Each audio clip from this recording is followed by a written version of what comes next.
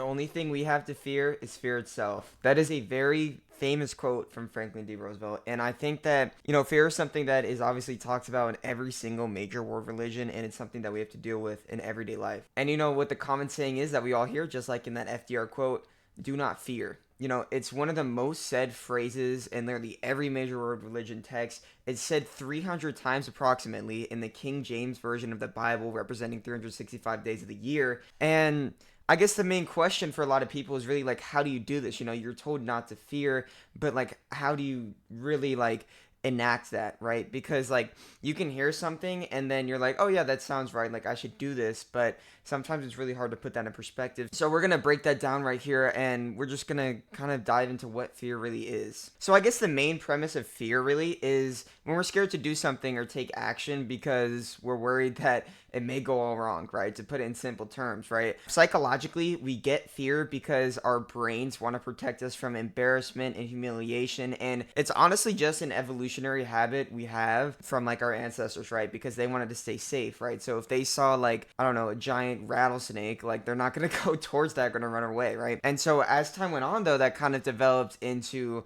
society, right? Because what do we want to do as people? We want to fit in, right? And once again, that's just like psychologically just something we want to do. And so we get fear from embarrassment because if we don't fit in, then we don't feel like we're part of a group, right? However, something about fear spiritually and also philosophically is that it's really to be reasoned with. You know what I mean? If you know that you should do something and you're scared to do it, then you just got to push past that, right? And that's called courage, which is something we'll get into later in the video. But I think if you understand that fear can actually own you, like that really does kind of shift your minds in a way into like, I don't want to be owned by anything, just like have that sense of like confidence in yourself and also in God that like I really shouldn't be fearing anything, right? And even like you see everything tells you not to fear, right? Like right here, Aristotle, fear is pain arising from anticipation of evil, right? And that's something that is super true, right? Because think about it, right? Something that happens with fear is you make up so many made up versions of the future that probably never gonna happen, right? There's like a statistic, and it's around like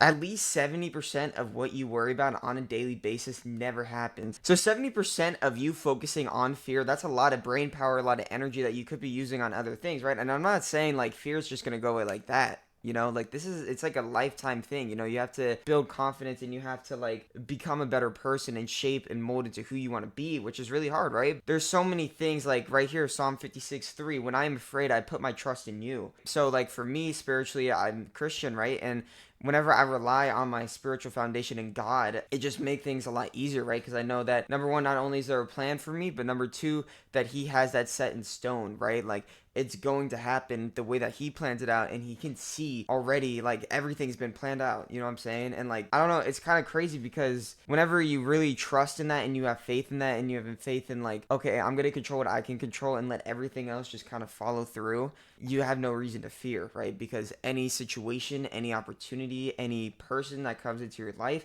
it's either gonna work for you or it's gonna go away. And if it goes away, then it wasn't for you, it wasn't for your plan. Speaking about some other situations like this as well, like I think that sometimes we fear things that might be good for us, and it's not in a way of like consciously being like, I want to get away from this because it's good for me. No, I think that it's something subconscious, right? That we just feel like we don't deserve this, or like why me? Why should I get this? And I think that really leads us to dropping the situation altogether because it can feel too good to be true. And I gotta tell y'all, I mean, I think that sometimes you need to deep into why you're so fearful. You know what I'm saying? Like, honestly, there's so many reasons. Previous trauma, family situations, or sometimes you just don't value yourself enough. And I think that the positive side of this is that, like, we all deserve the best for us. You should want to be the best situation in life as possible, right? And we should all think that we are great because at the end of the day, you're one of one. You know what I'm saying? You should have confidence in knowing that you're one of one. There's no one like you on this earth. You're so, like, you're literally super special. Like, that, isn't that amazing? You know what I'm saying? Out of, like,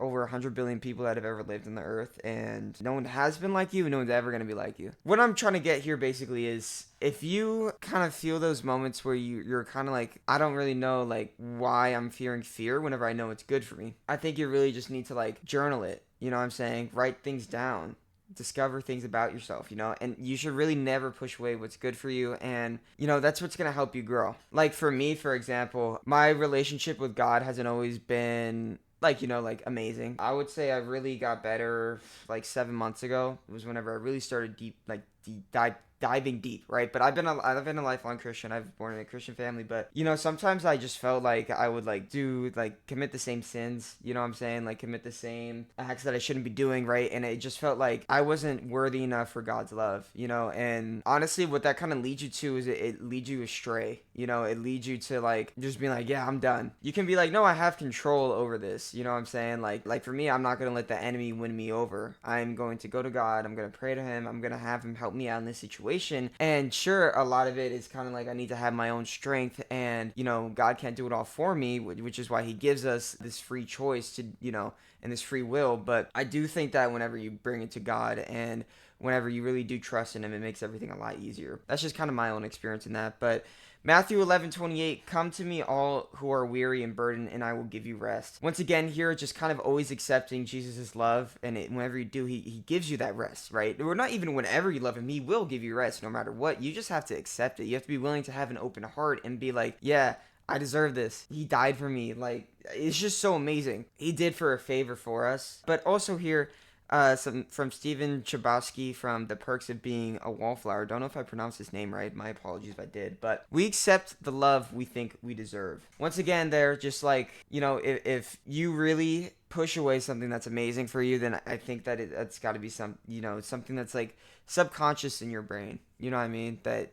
you just kind of have to deep dive into, because honestly, at the end of the day, we all deserve the higher most amount of love. But anyway, something here that I said we are going to talk about is courage, right? So courage is something that helps us push past the fear. Now, what a lot of people get mixed up with courage is some people might think that courage is like, there are people that are courageous, right? They just don't have, and that's just not true. You know what I'm saying? Like, courage is the ability to do something even when you are fearful. And, the great thing about it in whatever you are courageous and you push past your fears is, one, you don't have to live with the what ifs, which I think is, those are the things that keep us up at night, right? And two, you can give yourself props for doing whatever the thing is that made you scared. You know what I'm saying? Like for me, going to the gym, like that was so scary for me, right? Because I was all alone. My first day going, I remember it was 5:30 p.m. on like a Wednesday during a school day. Don't know why I went right there, but went upstairs. I saw the gym was packed. You know what I'm saying? I'm already nervous, and like I go up and like the only machine opens the leg press machine, and I immediately walk out. I'm like, no, I can't do this. Like I gotta just go back to my place and hit my own workout, right? And so I did do that, right? And then I go back the next day, and it's a little less packed. You know what I'm saying? So I can get a little bit more comfortable. And I mean, as you just continue to put yourself in those situations, you just continue to get more and more comfortable, and you can kind of like be like, yeah, okay, like for me too, like in the gym, like some people find it very like embarrassing to like drop the weight or whatever, like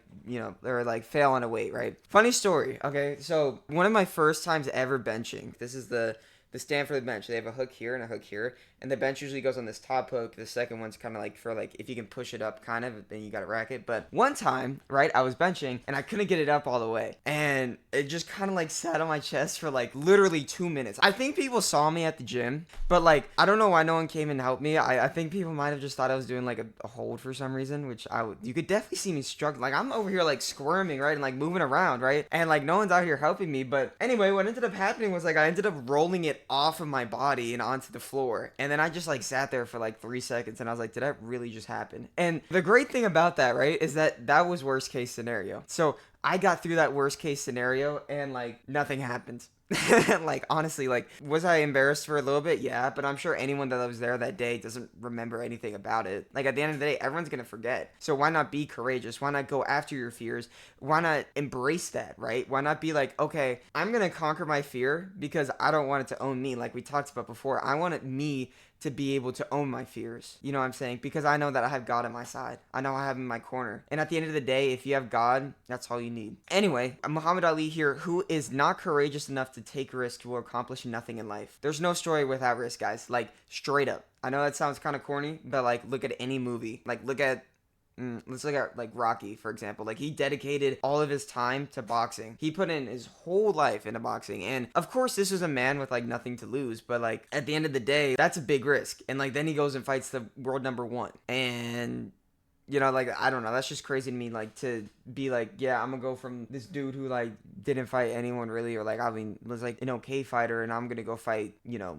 Apollo Creed. That's crazy. Anyway, Joshua 1:9 here. Have I not commanded you, be strong and courageous? Do not be afraid. Do not be discouraged, for the Lord your God will be with you wherever you go. Once again, there, just kind of like God's always there for you. He's going to be the number one person in your corner. Don't never ever doubt that. And on top of that, not only do you have God to go to, but like you guys also have like so many people that just want to see you succeed. And I think that if you can really understand that, you know, like that you have people in your corner, and even if it may not feel like it, you never know who's watching. On top of that, like, I hate to get like any like emotional with y'all, but like there's also people in heaven cheering for y'all. I don't want y'all to forget that. At the end of the day, if you feel like very discouraged and you have all this fear, just know that there's someone up there that's cheering for you and wants to see you succeed. And it's not just God, because of course God and Jesus are always going to want to see you succeed. It's going to be like your family, like your relatives, you know what I'm saying? But yeah, that is the end of today's video. Once again, I thank y'all so much for getting through this. I thank God for allowing me to, you know, speak these and kind of